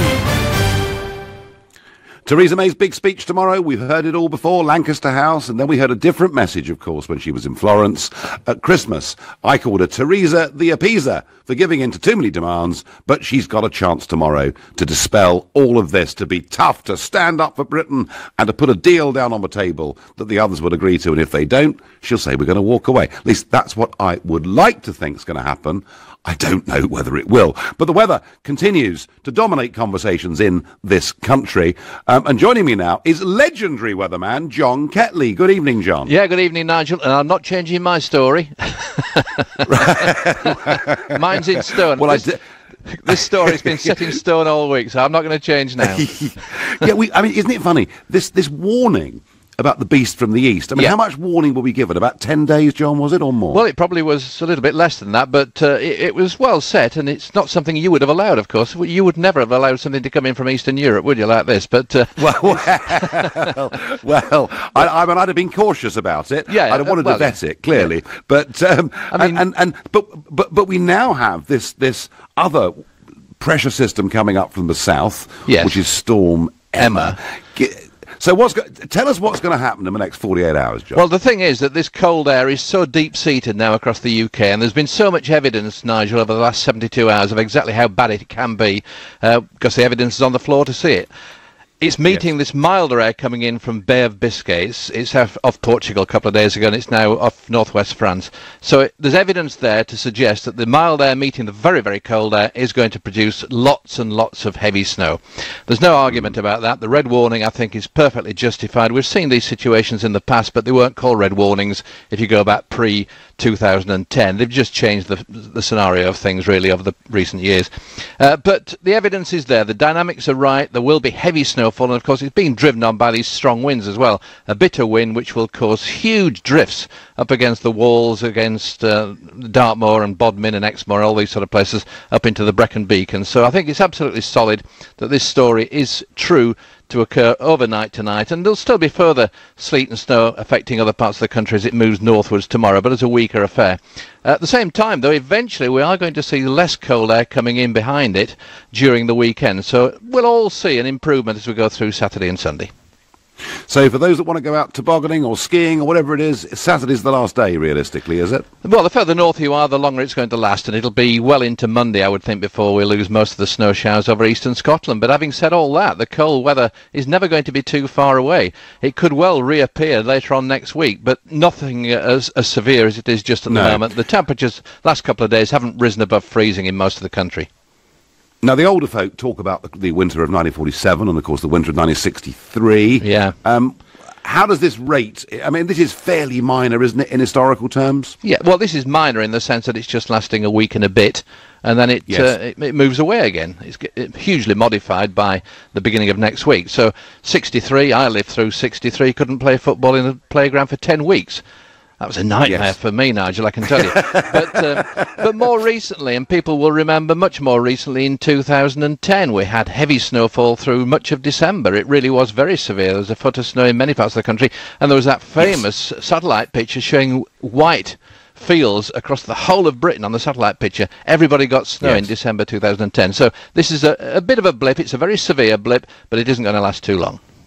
No. John Ketley, thank you very much indeed. John Ketley there explaining that whilst there, I mean, it could be huge amounts of snow in the West Country and Wales in historical terms, It isn't that big, because it isn't going to last that long. At least, let's hope that's the case. Just want to let you know, tonight, it's the Global Awards, celebrating stars of music, news and entertainment. And LBC is going to be covering all of that, because LBC is part of the Global Radio Group. Star-studded ceremonies. It's all available at lbc.co.uk, and you can watch it live or later on today, anytime you like. Now, I was having a try earlier to speak to snowy Southend and Tim, a new caller who lives there, and we were having a few problems. Tim, is the line working now? Hello, Nigel. Can you hear me? I can. Good, the gremlins are through. Just to say, delighted to talk to you. Think you've done a fantastic job to get us to this point. But the reason for calling was that when this process started after the referendum, I thought about things from the EU side and the politics from the EU perspective, which was they would have to show or demonstrate to the rest of the EU that they were inflicting pain on the UK, and that for us to get a deal, it would cost us money, which kind of echoes an earlier caller. And I didn't mind either of those, and for those kind of Remain voters that firmly believe in federalism, I've got no big deal with that. I think if that's what they believe, that's fine. But in order to get a deal, if we were going to negotiate and try and get a good deal for Britain, we would have to show, our leaders would have to show to the EU that we genuinely believe that we would go alone if we had to with WTA rules for trade, for instance. So yes, because that's the negotiation, Tim, isn't it? That unless there's in any negotiation, unless there's the threat that the other side might walk away, then there's not much incentive for the others, is there? That's right, and I always felt that given the history of the EU and the negotiation with Greece, and the finance minister from Greece, he wrote a book about that and issued the warnings to us about what process we were going to be subjected to, which he's been proved to be absolutely accurate with. It was going to require courage from our leaders and true leadership, and that requires courage. And I was willing to give Theresa May and the government sort of some leeway, given the politics involved. But when the December deal was done, I struggled to see what we'd achieved from that first year or whatever of negotiations, and then kind of thought, well, I'm worried now that we're beginning to betray democracy in this country. And as a consequence, much to my daughter's hilarity, I wrote a very stiff letter to the chairman of the Conservative Party, Theresa May, Jacob Rees-Mogg and Boris Johnson, Michael Gove, and copied your assistant in as a protest to the Conservative Party that I felt they were actually in danger of betraying democracy in the UK, which would be the first time, I think, that I'd seen such a thing happen, because people were subjected in the referendum to a lot of fear. And for people on low incomes with families, to be told that if you voted leave, you'd put your job at risk, I thought was pretty rough. And for those people to then go and vote leave, I thought showed tremendous courage. And that's what this government needs to show, and it needs to show it right now. Do you reckon she'll do it, Tim? I doubt. I struggle to see that she has the courage. I think she's very nice, but I think she is committed to herself to getting a deal at any price, because I think she feels, A, that might get through Parliament, and B, it will save her career as Prime Minister of this country. And I think she'll sell us down a bit to some extent. She's constantly scared, Tim, of the parliamentary numbers, and I understand why. But you know what? If she did some of those things tomorrow that you want to see and that millions want to see, my guess is she'd take the country with her. Tim, I thank you very much indeed for your call. Jeanette says on Facebook, been waiting for May to put her plan on the table, but she's too devious, worries me. Peter said, good caller, Jack, but Labour and Conservatives are needed to gang up on the EU. Well, Labour are going in the opposite direction. They're not going to help the Tories and gang up on the EU. It isn't going to happen. And another Peter suggests, Nigel, her hands are tied.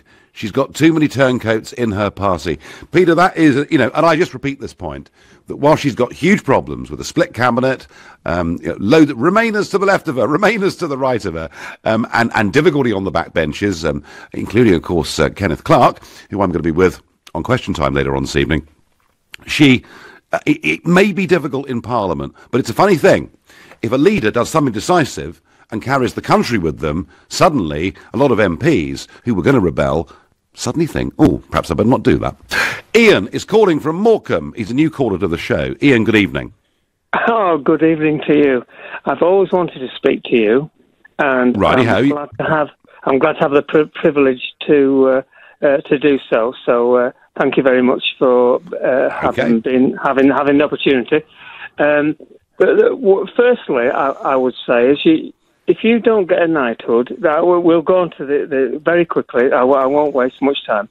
If you don't get a knighthood, I'll be very, very upset, because you will change the course of the British history and constitution that we have. That's for sure. Like Oliver Cromwell did. He did, didn't he? He changed history. Well, Ian, that's kind of you. That's kind of you. But let's. My point is. Let's crack on from that. Yeah. Let's crack on from that. Let's give our Prime Minister just a little bit of space. I'm right on your side. I'm right understanding where you're coming from. But she's in such a tight position at the moment, and it's not very easy for her. And she's not a lady that makes decisions quickly. She sits back, so people call her a ditherer. But I think she deserves a little bit more than that. And she's got 40 billion in the tank when it comes to the things that she's given way on, or seems to have given way on, which could be well negotiated back, given that Barnier thinks that it's going to be a hard border only. I mean, that's just not really going to be the case. Well, Ian, David Davis said, unless we get a deal, they don't get the money. I'd like to hear the Prime Minister say that tomorrow, and to be clearer. And whilst you do argue she's in a tight spot, and you're absolutely right. She's in a tight spot. No, absolutely. I'm not disagreeing with that. But the trouble about giving her more time, Ian, is that time is running out.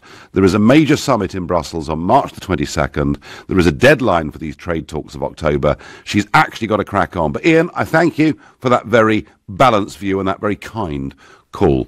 You're listening to the Nigel Farage Show, exclusively on LBC, live from Blackpool, and it is now 7:45. Coming up at 8 on LBC, Clive Bull. New figures say the proportion of people getting married has fallen to a record low.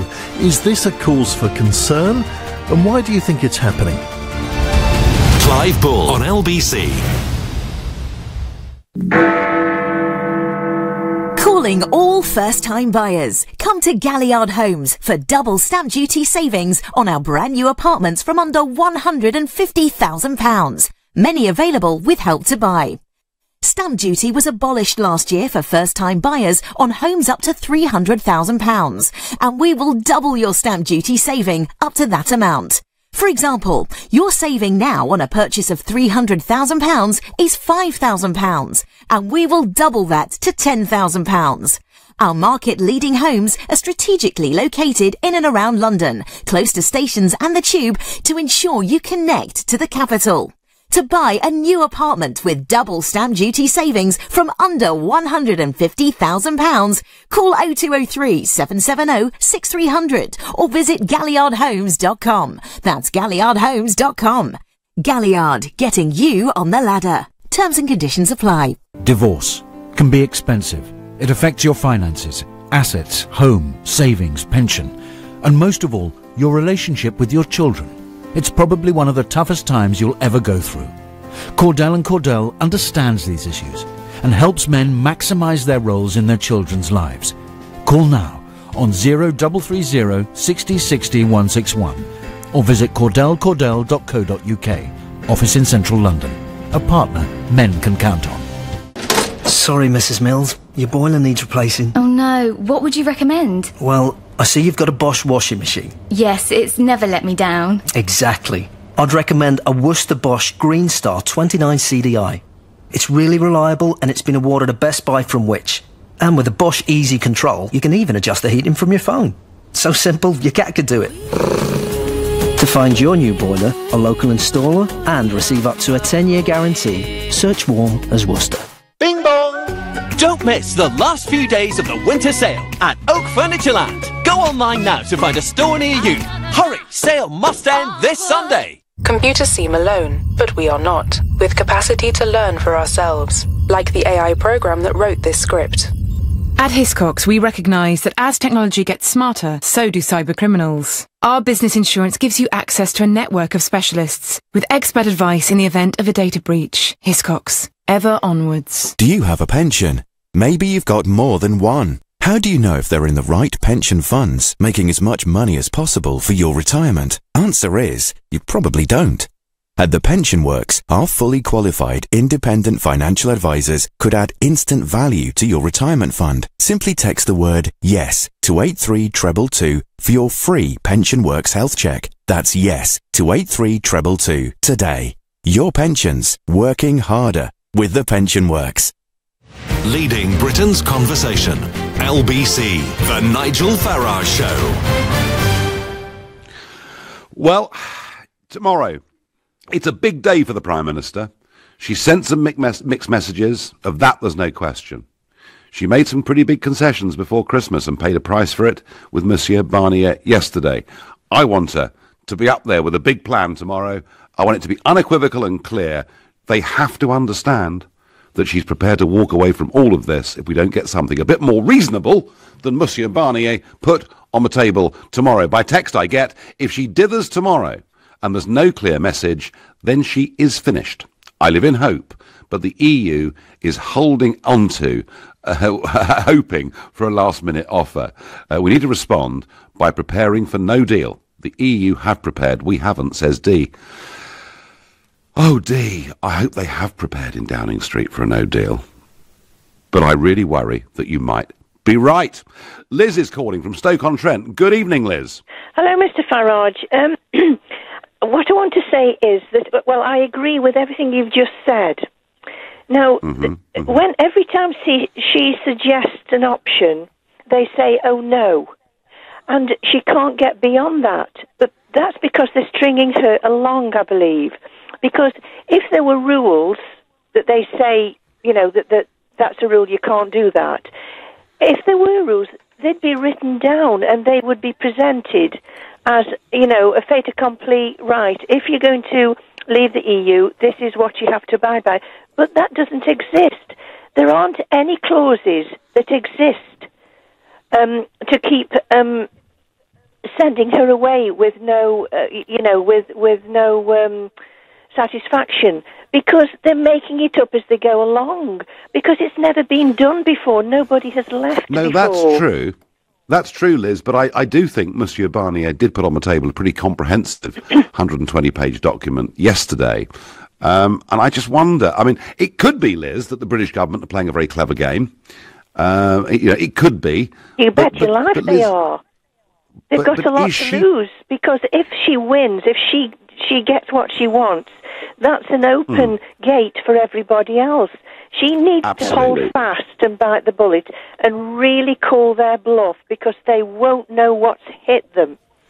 Because she's been intimidated. Liz, she's been presented with a no all the time. Liz, I think that message that she needs to call their bluff is the clearest message I've had from any caller this evening. I thank you. Liz from Stoke-on-Trent, call their bluff. You know, unless we get X, Y, and Z, we're off. We're out of here. It's WTO, and it's you people, and it's the jobs in Europe that'll be lost. It'll be far worse for you than it will be for us. Nigel, Theresa should copy John Wayne in True Grit and throw a load of salt on the EU cowboys. Pity Sadiq Khan didn't think about that for London's roads yesterday morning. Let's go to Frederick in Golders Green. Good evening, Frederick. Good evening, Nigel. How are you doing? I'm doing all right. I'm, like all of us, waiting to see which Theresa May we get tomorrow, because I'm just not sure where we are with all of this. She did look a bit tougher yesterday in the House of Commons, so maybe that's the clue for how she's going to be tomorrow. No, see, my view is very simple. There's only one thing Theresa May can do tomorrow, and that is to say to the EU that we are going to go out on WTO rules. That is the only option available to the UK. For them to give us a good deal will be for them to commit the European Union to destroy, which they wouldn't. Therefore, that is what she has to put forward. It most likely would bring down her government. But then, I say to the working class voters in the north, vote in a conservative government based on the New Deal, and you will get hard Brexit. I said to the 17.5 million voters, vote in a conservative government that has promised you complete WTO rules out of the European Union, out of the common market, out of the Court of Justice, complete sovereignty and control, and you will get that. To the Labour voters or the Remain voters like me, we have a choice. Common custom union with Labour. That is the choice in this situation. There is no middle ground. There is no good deal to be had. No. Okay. No, I think, Frederick, I mean, in a way, as you say, what terrifies Barnier and what terrifies Juncker is that if we're seen to have got out on the terms that we want, how many other countries would join that queue? And that does scare them, doesn't it? Yes, but you will break up the European Union, and it will cost Germany far more than it will cost them in losing trade to the UK. That is the reality. That is why I voted Remain, because I knew the price was high. But we've made a choice. We have to live by it. There's no more dancing around and trying to straddle two worlds. It is crunch time, and our government has to make a choice and sell it to the people, and we'll have to buy it or keep it. Frederick, it's a clear message. Theresa May, Frederick and Golders Green says no more dancing around. Get on with it. Thank you. Great call. And interesting, isn't it? There was Frederick. He voted Remain. He was sceptical that we'd manage to negotiate a good deal, but he's now saying we've made a decision. Let's get on with it. Let's do it. Your big chance, your big day tomorrow, Mrs. May. Peter is calling from Chelmsford. Good evening, Peter. Hello, Nigel. Yeah, I'm struck by the silence of all the businesses in Europe that stand to lose. They have terrific markets here. And their silence with the EU playing games with their future.